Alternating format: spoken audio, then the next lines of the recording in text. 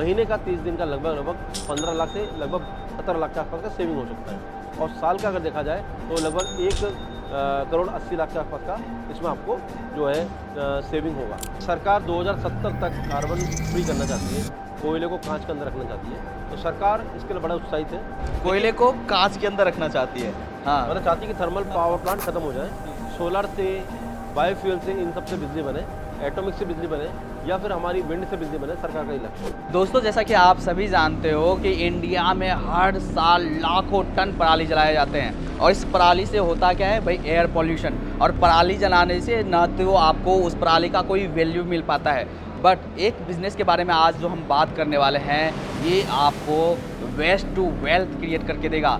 आपके यहाँ जो पराली जल रहा है वो आपको अब जलाना नहीं है, उसी पराली से आपको कमाना है भाई। मतलब बायोमास पैलेट बनाने का बिजनेस अभी ट्रेंडिंग पर है और गवर्नमेंट भी काफ़ी सपोर्टिव है। और इसी बिजनेस के बारे में आज हम लोग इस पॉडकास्ट में बात करने वाले हैं और हमारे साथ अंशुल जी हैं जो भाई बायोमास जो पैलेट इंडस्ट्री है, इसमें एक्सपर्ट माने जाते हैं। आज ही नहीं, काफ़ी सालों से काम कर रहे हैं और एज ए इनकी प्रोवेज इंजीनियरिंग कंपनी जो है जहां पर ये सारी मशीन मैन्युफैक्चर करते हैं, साथ ही एज ए एक्सपर्ट यूट्यूब पर भी लाखों सब्सक्राइबर्स है जी।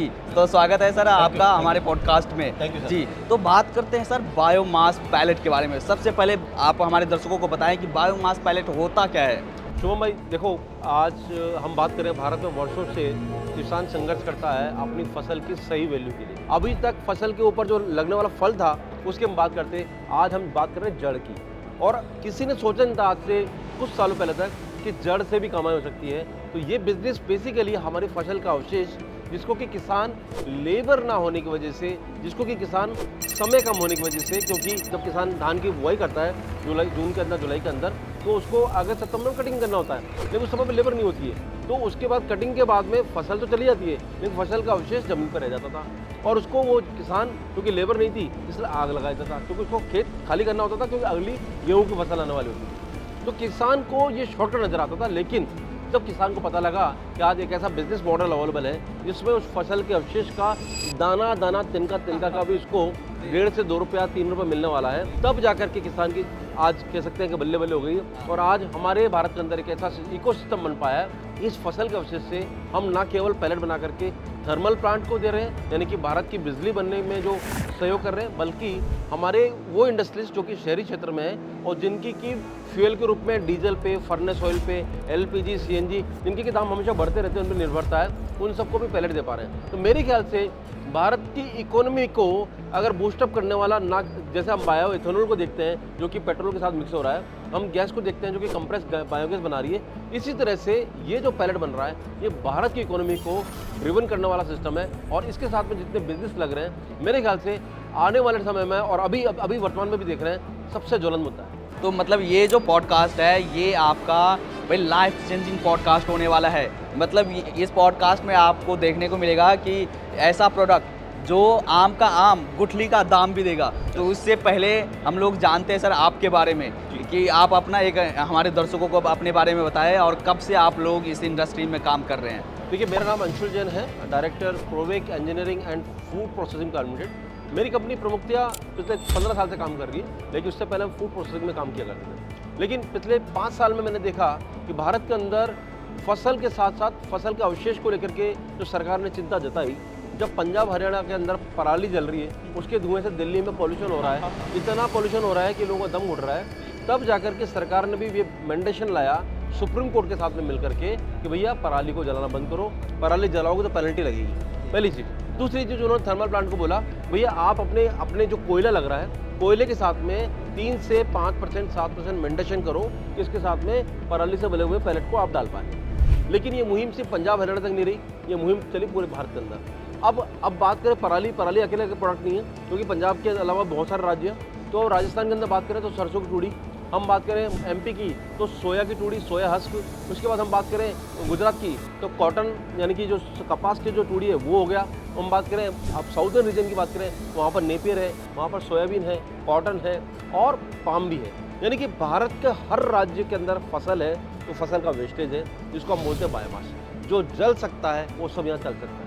जो जलने की क्षमता रखता है। तो हर तरह का बायोमास चल सकता है, इसीलिए ये बिजनेस को पूरे भारत में ले जाने की आवश्यकता है। और आपके जो पॉडकास्ट के माध्यम से काफ़ी लोग जानेंगे कि किस तरह से ये एक लाइफ चेंजिंग मूवमेंट होने वाला है, एक रेवोल्यूशन आने वाला है। एक हमने देखा था फसल क्रांति आई थी, जिसमें भारत के अंदर फसल की पैदावार हुई थी, जो जवाहरलाल नेहरू के बाद में आई थी। और एक ये क्रांति आ रही है जहाँ पर कि फसल के अवशेष की क्रांति चल रही है। ये भी एक रेवोल्यूशन है जिसको कि भारत और भारत की आने वाली पीढ़ी सदियों तक याद है। तो और इस रिवोल्यूशन को आप लोग लीड कर रहे हैं, क्योंकि हम लोग भी आपको फॉलो करते हैं। जो आपकी चैनल है वहाँ पर लाखों सब्सक्राइबर हैं आपके सर, ये हमारा सौभाग्य है कि हम लोगों को एडुकेट कर पा रहे हैं, लोगों को ये जानकारी दे पा रहे हैं कि किस तरह से आपके पास मौजूद जो अवशेष है वो कचरा नहीं है, वो एक सोना है, और उसको आपको किस तरह से एक वैल्यूएबल प्रोडक्ट में कन्वर्ट करना है, वैल्यूएडिशन करना है। तो मेरे ख्याल से ये मुहिम हम कर पा रहे हैं, ये हमारा सौभाग्य है। मतलब पराली जो है पंजाब और हरियाणा को लेकर मतलब काफ़ी हाईलाइटेड है, बट इसमें रॉ मटेरियल सिर्फ पराली नहीं है, जो भी चीज़ जल सकता है वो इसका रॉ मटेरियल है, और वहाँ से आप पैलेट बना सकते हैं। मतलब आप देखो पराली का इतना क्वांटिटी है, और वहाँ से आप इसको हाई डेंसिटी में इस तरह के आप पैलेट बनाकर तैयार कर देते हैं, तो ये काफ़ी उसको हाई डेंसिटी में बना देता है। अब होता क्या है शुभम भाई कि फसल के अवशेष को अब हम शहर में तो ला नहीं रहे, तो बेसिकली ये बिजनेस जो है ना, ये गाँव में लगने वाला बिजनेस है। आज तक आपने भारत में कई बिजनेस के बारे में सुना होगा, खुद ने भी आपने वीडियो शूट किए होंगे। हर बिजनेस का रूट जो होता है शहर में होता है, उसका रॉ मटेरियल शहर से आ रहा है या इम्पोर्ट हो रहा है। लेकिन ये एकमात्र ऐसा बिजनेस है जिसका वेस्टेज, जिसका कि रॉ मटेरियल गाँव के अंदर क्रिएट हो रहा है। गाँव की फसल का अवशेष का रॉ मटेरियल है, और इसका बना हुआ पैलेट शहर में आ रहा है, थर्मल प्लांट में जा रहा है। भारत के अंदर पावर सेक्टर के अंदर जो कमी थी उसको पूरा करने वाला, और हमारे फ्यूल सेक्टर के अंदर 1-on-1 LPG, CNG, diesel, furnace oil, इन सब का एकमात्र विकल्प को क्रिएट कर पा रहा है, तो ये बिजनेस कर पा रहा है। तो सर ये तो आपने बता दिया कि भाई प्रोडक्ट एक्चुअली है क्या, बट अभी इंडिया में इसकी पोजीशन क्या है? देखिए, अगर हम बात करें आज से 10 साल पहले की, सन 2014 की बात करें, तब हमारे भारत के अंदर बायोमास से बनने वाली पावर बिल्कुल जीरो थी। थर्मल पावर जो थी 50% थी, और जो हमारी सोलर पावर थी वो 1% थी। हमारी जो विंड पावर यानी हवा से बनने वाली पावर है वो 1% से कम थी, और हमारी जो एटॉमिक पावर थी वो 2.5% के आसपास थी। लेकिन पिछले 10 साल के बाद में, जो पिछले 5 साल में अगर देखा जाए, तो आज हमारी सोलर पावर 20% तक पहुँची। 20%, 1% से 20%। विंड पावर 1% से 10% पहुँच चुकी है। एटॉमिक पावर भी बढ़ी, लेकिन थर्मल पावर के अंदर देखा जाए तो हमारा चेंज नहीं हुआ। थर्मल पावर वहीं की वहीं बनी है। तो आज थर्मल पावर के ऊपर डिपेंडेंसी होने की वजह से कोयला, जो कि जिसके दाम तेज़ी से बढ़ रहे हैं, जिसका दोहन तेज़ी से बढ़ रहा है, उसकी वजह से हमारी निर्भरता कोयले पे हो गई है। भारत सरकार की मुहिम से कोयले की वजह से जो कार्बन इमिशन होता है एनवायरनमेंट के अंदर, वो कम हो रहा है, क्योंकि सीधा सीधा जो पैलेट बन करके जा रहा है। अब मेन बात देखें, पूरे भारत के अंदर 250 गीगावाट पावर की आवश्यकता है। उसके अंदर अगर देखा जाए 50% पावर अगर मान लीजिए हमारी थर्मल से बन रही है, यानी कि देखा जाए 125 गीगावाट के आसपास की हमारी पावर जो है थर्मल से बन रही है, यानी कि कोयले की आवश्यकता है। तो इसमें कोयला लग रहा है, लगभग 117 टन के आसपास कोयला इसमें लग रहा है। अब 117 टन कोयले को सरकार ने मुहिम ला करके ये कोशिश की कि भैया इसका 5% या 7% पैलेट पे कन्वर्ट हो जाए। तो कुल मिलाकर के देखा जाए तो आज भारत के अंदर 1 से लेकर के 1.5 lakh ton per day pellet की आवश्यकता बनी है। तो मेरे ख्याल से अगर 1 से 1.5 lakh ton per day pellet की आवश्यकता की बात करें, और 100 टन पर डे के प्लांटों की बात करें, तो कईयों हज़ारों प्लांट भारत में लग सकते हैं। ये एक बहुत बड़ा फ्यूचर मुझे समझ। तो गवर्नमेंट ने मैंडेटरी भी कर दिया कि भाई थर्मल पावर प्लांट पे इतना % आपको यूज़ करना है। बिल्कुल, ये मैंडेशन आ गया है, सुप्रीम कोर्ट का मैंडेशन आ गया है, और आज की डेट में जो थर्मल प्लांट यूज़ नहीं कर रहे हैं, NTPC के अलावा भी और NTPC भी, उनके ऊपर पेनल्टी भी लगना चालू है। अच्छा। तो ये है कि भाई ऑलरेडी आपका मार्केट तैयार है, बस आपको ज़रूरत है आपका अपना सेटअप तैयार करने की। सेटअप तैयार करना है, और इस सेटअप को तैयार करने के लिए हम लोग पूरी मदद करते हैं। न केवल हम फार्मर को पूरा गाइड कर रहे हैं कि आप कैसे फसल को कलेक्ट करें, क्योंकि देखिए सबसे पहले बात आती है कलेक्शन की। फील्ड में जाकर आप फसल को कैसे कलेक्ट करेंगे, कलेक्ट करने के बाद उसको स्टोरेज कैसे करेंगे, क्योंकि बिजनेस चलना साल भर, फसल आएगी एक टाइम की, उसको पूरे साल की स्टोर करना है। स्टोरेज करके उसको फिर प्रोसेस बाई प्रोसेस उसको पैलेट में कन्वर्ट करना है। तो ये पूरा प्रोसेस के लिए हमारी कंपनी EPC यानी कि पूरा इंजीनियरिंग, प्रोक्योरमेंट और कंस्ट्रक्शन तीनों एंड पे काम कर रही है। अगर आपको एक प्लांट लगाना है तो कैसे आपको इंजीनियरिंग होगी, यानी कि क्या क्या मशीन लगेगी, क्या क्या आपको साइट रेडीनेस चाहिए, क्या डॉक्यूमेंट चाहिए, क्या आपको सरकार की फॉर्मेलिटीज़ हैं, क्या लाइसेंसेस लेने हैं, कहाँ पर बेचेंगे, क्या टेंडरिंग होगी, क्या कंस्ट्रक्शन करना है, क्या क्या उसके लिए पैसा लगेगा, ROI कब आएगी, इन सब के लिए अगर आपको कॉन्टेक्ट करना है तो हमारी कंपनी 1-on-1 काम करती है। मतलब टोटल सॉल्यूशन है, मतलब प्रॉपर हैंड होल्डिंग है। वंस अगर आप बिजनेस स्टार्ट करना चाहते हैं, एक बार आप कंपनी के पास आते जी, हैं, जी। प्रोवेज के पास आते हैं, तो पूरा ये काम संभालने की भाई आप निश्चित रहो, बिल्कुल। बस हम आपका पूरा तैयार जी, करके जी, देंगे, जी। प्रोडक्शन तक तैयार करके जी, देंगे। बिल्कुल। जी, सो सेटअप की बारे में बात कर ले, क्या-क्या मशीन चाहिए होगा हमें और कैसे प्रोसेस रहता है? देखिए, अब हम बात करते हैं प्रोसेस की, तो सबसे पहले तो हम बात कर रहे हैं हमारा रॉ मटेरियल फसल का अवशेष। फसल का अवशेष में लाज़मी सी बात है कि फसल का अवशेष आ रहा है, जब कलेक्शन करके आएँगे तो उसके अंदर कंकड़ पत्थर भी आएगा, मिट्टी भी आएगी। तो सबसे पहले तो आ गया क्लीनिंग सिस्टम। तो जैसे कलेक्शन की बात करें तो कैसे किसान के ज़्यादा के डोर टू डोर कलेक्शन करना होता है या किसान से पहले बात कर लिया वो भेज आज देते के हैं? डेट में एजेंसीज बन गई हैं, क्योंकि देखिए फसल को लंबे टाइम तक रखना है, तो ऐसा तो ही नहीं है कि फसल कटने के बाद वो पड़ी रहेगी ज़मीन पे।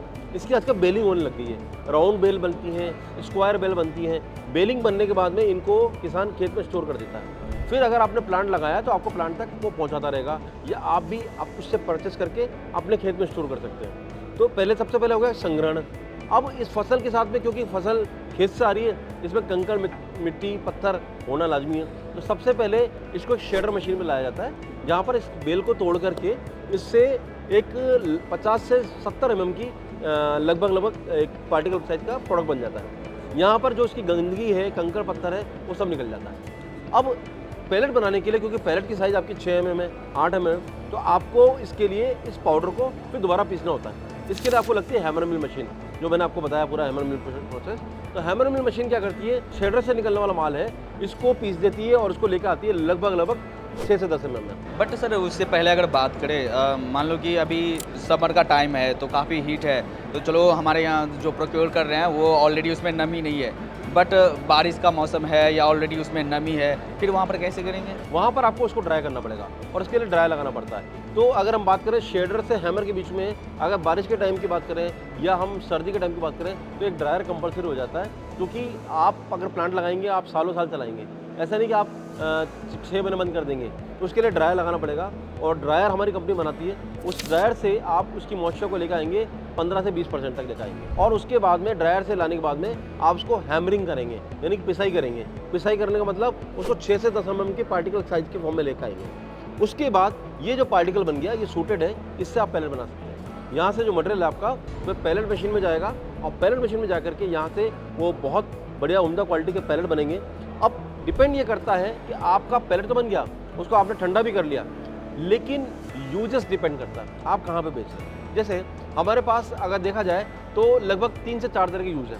पहला सबसे बड़ा यूज़ जो हमको सामने दिखता है वो है 1.5 लाख टन पर डे की रिक्वायरमेंट वाला एनटीपीसी या पावर प्लांट सेक्टर, जहाँ पर आपको सिर्फ टेंडर लेना है। यहाँ पर जो पैलेट बनेगा वो आपका बनेगा एग्रीकल्चर वेस्ट से, जैसे पराली हो गया, सोया हस्क हो गया राजस्थान में, मस्टर्ड हस्क हो गया, कॉटन हो गया, इसके अलावा नेपियर हो गया, बम्बू हो गया।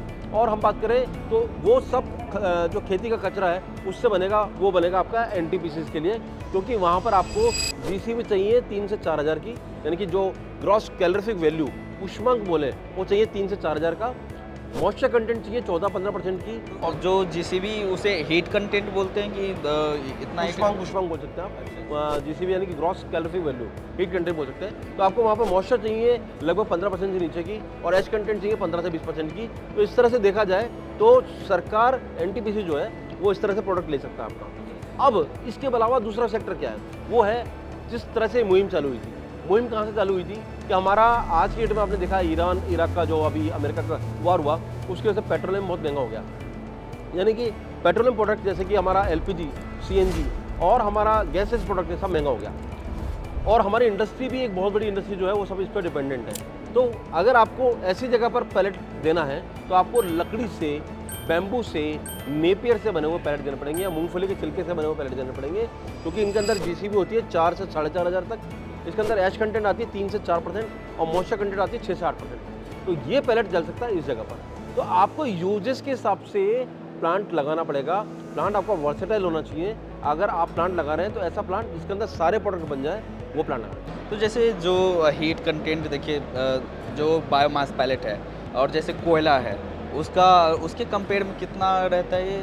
कोयले की बात करें, कोयले का ऊष्मांक 3000 के आसपास आता है, 3200 के आसपास आता है। और पैलेट जो होता है हर रॉ मटेरियल का अलग अलग है। जैसे पराली का बना हुआ पैलेट का 3200 से 3400 है। इसके बाद हम बात करें सरसों का बात करें तो सरसों का लगभग 3600 से 3800 आ रहा है। सोया का बात करें 3600 3800 आ रहा है। गन्ना पत्ती का बात करें तो 3400 आ रहा है। उसके बाद हम बात करें बगास का, यानी कि जो अपना शुगर मिल का वेस्टेज है, उसका लगभग 4000 के आसपास आ रहा है। बैम्बू का देखें तो 4000 के आसपास आ रहा है। तो हर प्रोडक्ट का ऊष्मांक अपना अपना अलग होगा। अलग अलग होता है, मतलब उस डेंसिटी पे भी डिपेंड करता है। अब जितना लाइट वेट है उसका थोड़ा सा जीसीबी कम होगा। अच्छा जी, तो ये तो रहा मशीन्स की बात। तो आप लोग जो मशीन्स मैन्युफैक्चर करते हैं, कितने कितने कैपेसिटी में आप लोग मैन्युफैक्चर करते हैं, कितना देखिए, production? हम लोग बेसिकली 300 किलो पर आवर से लेकर के 1 टन पर आवर का एक सेगमेंट अलग है, जहाँ पर हम छोटी मशीन बनाते हैं। उसके बाद फिर हमारा इंडस्ट्रियल वर्जन आता है, तो वो 2 ton per hour, 5 ton per hour और 10 टन पर आवर के सेगमेंट है। 2 टन पर आवर मतलब हो गया 40 टन पर डे का, 5 टन पर आवर हो गया मतलब 100 टन पर डे का, और 10 टन पर आवर मतलब हो गया 250 टन पर डे का। जो आपने अलग अलग सेगमेंट बताया है, तो वो किसान जो है अगर अपने बजट के अकॉर्डिंग शुरू करना चाहते हैं या कैपेसिटी के अकॉर्डिंग कैसे शुरू कर सकते हैं? देखिए, किसान हर तरह से स्टार्ट कर सकता है। तो पहले तो ये देख लीजिए क्या क्या फसल आपके पास में है, और दूसरा, अगर आपके 250 किलोमीटर के पेरीफेरी के अंदर अगर आपके पास में थर्मल प्लांट है, तो मेरे ख्याल से इससे बढ़िया टेक्नोलॉजी नहीं है। आप प्लांट लगाइए और थर्मल प्लांट को मटेरियल दे। अच्छा, तो जैसे आप लगा रहे हो तो आरओआई कितना आता है? मान लो कि जो किसान से प्रोक्योर करेंगे जो पराली है, वो कितने में ले रहे हैं और आप इधर कितने में सेल कर रहे हैं? नॉर्मल इंडिया का एवरेज बताऊं तो पराली लगभग 1 से सवा रुपया, 1.5 रुपये के अंदर आ रही है। कई जगह पे 2 रुपये की भी आ रही है। और अब जब किसान के पास से पराली आपके पास आएगी, तो मैं ट्रांसपोर्टेशन आपके पास में 2 रुपये की आ जाएगी। आप उसको स्टोर करेंगे, लगभग आप 6 से 7 महीने का स्टोरेज करेंगे, क्योंकि पराली का सीज़न होता है, तो इसमें मॉइस्चर लॉस भी होता है, इसमें प्रोडक्ट की घटाई होती है। तो लगभग 100 किलो प्रोडक्ट से 92 से लेकर 95 किलो तक का प्रोडक्ट बनता है। 100 किलो से 92 से 95 आपका प्रोडक्ट बनता है। तो ये लॉसेस में होता है। तो अगर हम बात करें इतना लॉसेस की, तो हमारे पराली 2 की जगह 2.5 रुपये का पड़ गया।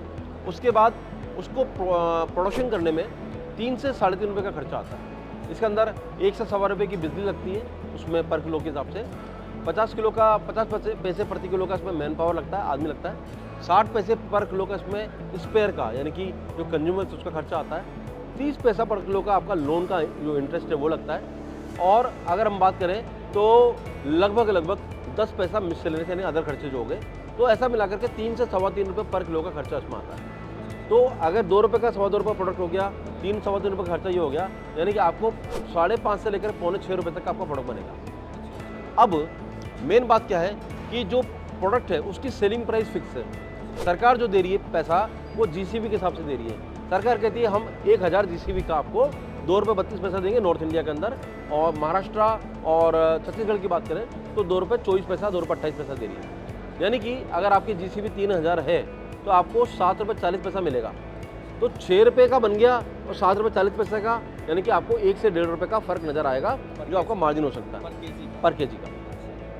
अब इसमें एक चीज़ और है कि जितना आप थर्मल प्लांट से नज़दीक रहेंगे, आपका ट्रांसपोर्टेशन कम से कम रहेगा, क्योंकि बिडिंग होती है, टेंडर निकलता है, तो लोग जीरो ट्रांसपोर्टेशन भी भर देते हैं, क्योंकि उन्होंने देखा प्लांट तो मेरे पास में है, मुझे टेंडर चाहिए। तो अगर अब आप मान लो थोड़ा दूर भी है और 20-30 पैसा का ट्रांसपोर्टेशन लग भी गया, तो भी मिला करके 70-75 पैसा पर किलो का आपको प्रॉफिट होना लाजमी है। और अगर आपका 100 टन का प्लांट है, 70-75 पैसा पर किलो बच रहा है, तो 70,000 से लेकर के 75,000 रुपये पर डे की मैक्सिमम सेविंग इसके अंदर हो ही सकती है। और अगर हम बात कर लें 75,000 की या 50,000 को भी बेंचमार्क मान लें, हम 50,000 की सेविंग मान लें, तो उससे महीने का 30 दिन का लगभग 15 लाख से लगभग 17 लाख के आसपास का सेविंग हो सकता है। और साल का अगर देखा जाए तो लगभग 1 करोड़ 80 लाख के आसपास का इसमें आपको जो है सेविंग होगा। तो अगर जो 1 करोड़ सेविंग कितने कैपेसिटी वाले प्लांट में आप 5 टन के प्लांट में 5 टन के प्लांट सेविंग होगा। तो अगर हमने जैसा तमरुल बताया कि 1 टन के प्लांट को लगाने में 1 करोड़ रुपये खर्च होता है, 5 टन के प्लांट को लगाने में मशीन, शेड और उसकी बिजली, transformer, land preparation, civil work सब मिला करके अगर देखा जाए तो 5 करोड़ रुपये खर्च हो रहा है। यानी 1 टन का 1 करोड़ रुपये, 5 टन का 5 करोड़ रुपये, 10 टन के प्लांट में 10 करोड़ खर्च होता है। तो उस तरह से देखा जाए तो किसी भी सिस्टम से अगर आप प्लांट चलाते हैं तो आरओआई लाने के लिए आपको मशीनरीज और ट्रांसफार्मर वगैरह का तो लाने में लगता है 1.5 से 2 साल, और बाकी पूरे प्लांट का अगर आपको लाना है तो 2.5 से 3 साल के अंदर पूरा आपका तो ये पूरा आरओआई आपका कवर हो जाएगा। देन उसके बाद अपना प्रॉफिट पे चलेगा। तो ये मशीन तो आप लोग बना ही रहे, मतलब पूरे इंडिया में बना ही रहे। साथ ही आपका सैंडोंग कंपनी है, उनके साथ भी कोलैबोरेशन जी, है। शेंडोंग ज्वेलोंग जो कंपनी है ये विश्व की सबसे बढ़िया कंपनियों में से है और इनका हेडक्वार्टर चाइना के अंदर है, जंगजाऊ के अंदर है और हम भारत में इनकी 350 से ज़्यादा मशीन बेच चुके हैं। हमारी खुद की भी सेल्फ मैन्युफैक्चरिंग है और हम शेंडोंग ज्वेलोंग की मशीन बेचते हैं। तो बेसिकली इनका एक्सपर्टाइज ऐसा है कि इनकी मशीन वर्सेटाइल है, इनकी मशीन किसी भी रॉ मटेरियल के ऊपर पैलेट बना सकती है। तो इस मशीन को हम काफ़ी प्रमोट करते हैं और भारत में इनके ऑथराइज चैनल पार्टनर के रूप में काम कर रहे हैं। लोग ज्वेलोंग की मशीन लेने के लिए हमसे कॉन्टैक्ट करते हैं, हमसे ले चुके हैं। पूरे भारत में 350 से ज़्यादा मशीन हम लोग लगा चुके हैं। तो मशीन की क्वालिटी प्रोडक्ट पे कितना डिपेंड करता है भाई? आपका मशीन हैवी होना चाहिए, वाइब्रेशन लेस होना चाहिए, तो आपका जो पैलेट है वो भी परफेक्ट आएगा, उसकी जीसीबी भी बढ़िया रहेगी। देखिए, कैसा है? शोभ जी क्या है कि 2 चीज़ें हैं। एक तो प्लांट ओनर को ये समझ में आना चाहिए कि प्लांट 1 साल के लिए नहीं लगा है, तो उसको हैवी फाउंडेशन करे, मशीन हैवी ले, अच्छी मशीन ले, अच्छे लोहे की बनी हुई मशीन ले, हैवी स्टील की बनी हुई मशीन ले, तो प्लांट चलता है 10 साल के लिए। कोई भी भारत में जो प्लांट आता है वो 10 साल की लाइफ कम से कम लेकर आना चाहिए और फिर आप उसको मेंटेन करके उसको 20 साल 25 साल चला पाए, तो क्योंकि ये बिजनेस यहाँ खत्म होने वाला नहीं है। आज जापान 30% को फायरिंग का, कोयले के साथ मिक्सिंग का लक्ष्य प्राप्त कर चुका है। हम अभी 3-5% पे फाइट कर रहे हैं। तो उस लक्ष्य को पाना है तो हमें 10 साल 15 साल सस्टेनेबिलिटी लानी पड़ेगी, अपने मशीन को चलाने की ताकत रखनी पड़ेगी। इसीलिए आप जिस भी कंपनी से जुड़िए, हैवी मशीन बनाने कंपनी से जुड़िए, अच्छी मशीन बनाने वाली कंपनी से जुड़िए, ताकि आप इसके अंदर 10, 15, 20 साल सर्वाइव कर पाएँ। मतलब एक किसी भी कंपनी से आप लेते हो तो आप एक पीस ऑफ माइंड के साथ ले कि भाई चलो कुछ भी है, कंपनी हमारे पीछे खड़ी है, बिल्कुल। जब भी कुछ होगा हमारे ऑन साइट अब पहुंच जाएंगे बंदे। हम लोगों ने देख लिया मशीन्स के बारे में, प्रोसेस के बारे में, ROI क्या है, प्रॉफिट क्या है। अब बात करते हैं मार्केट की। मार्केट में करंट सिनेरियो क्या है बायोमास पैलेट की? देखिए, मैंने जैसा आपको बताया कि सरकार 2070 तक कार्बन फ्री करना चाहती है, कोयले को कांच के अंदर रखना चाहती है, तो सरकार इसके लिए बड़ा उत्साहित है। कोयले को कांच के अंदर रखना चाहती है। हाँ, मतलब चाहती है कि थर्मल पावर प्लांट खत्म हो जाए, सोलर से, बायोफ्यूल से, इन सब से बिजली बने, एटॉमिक से बिजली बने या फिर हमारी विंड से बिजली बने, सरकार का ही लक्ष्य है। लेकिन ये एकाएक तो नहीं होगा, धीरे धीरे स्टेप बाय स्टेप होगा।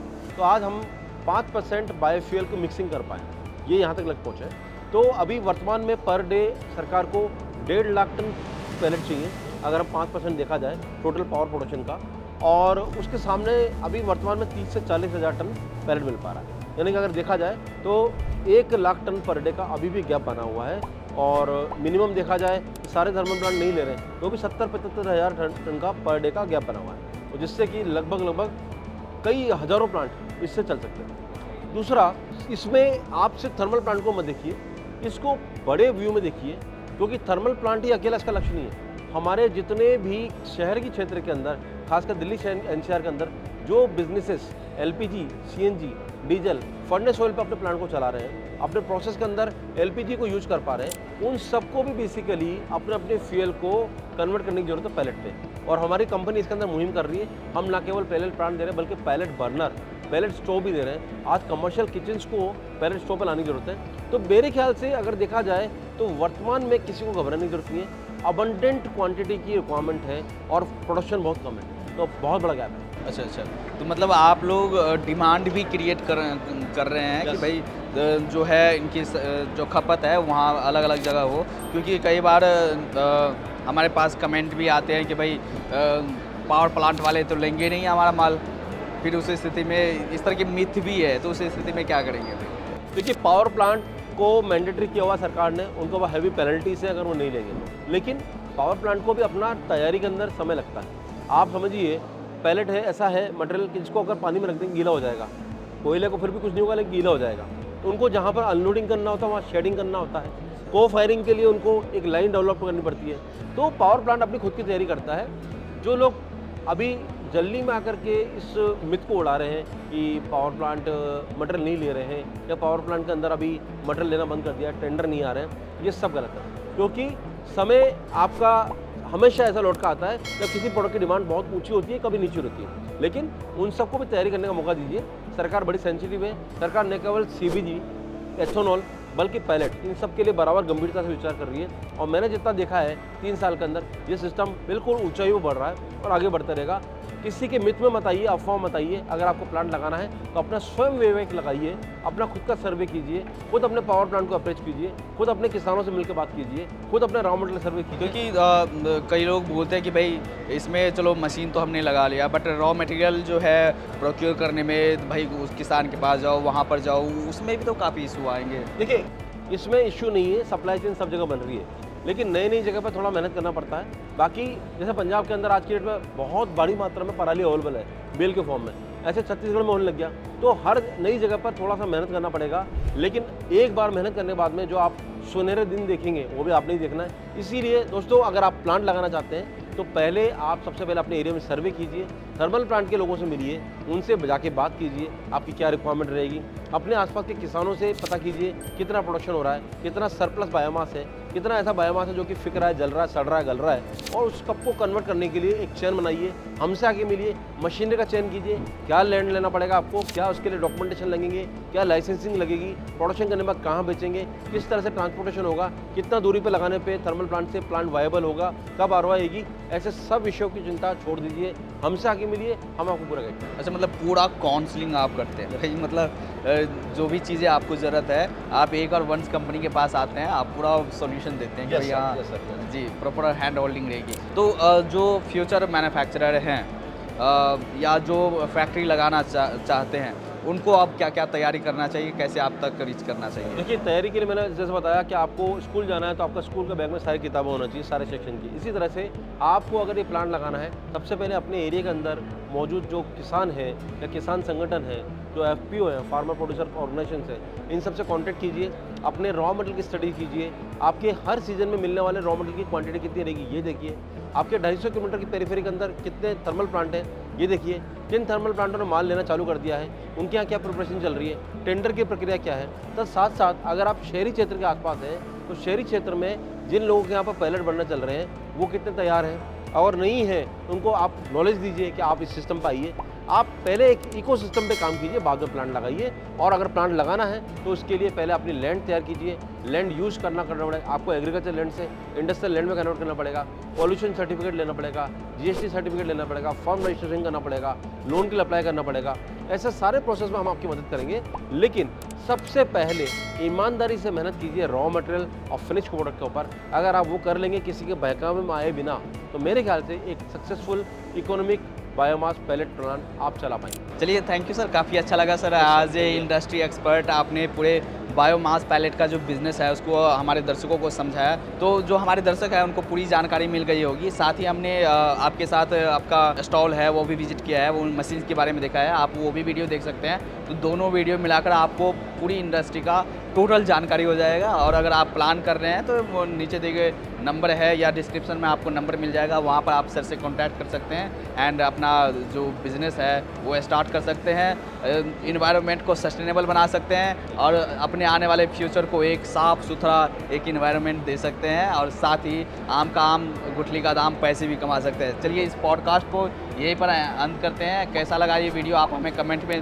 ज़रूर बताएं, और कौन सा पार्ट आपको अच्छा लगा वो आप हमें कमेंट में ज़रूर बताएं। मिलते हैं अगले वीडियोज़ में, तब तक के लिए जय हिंद।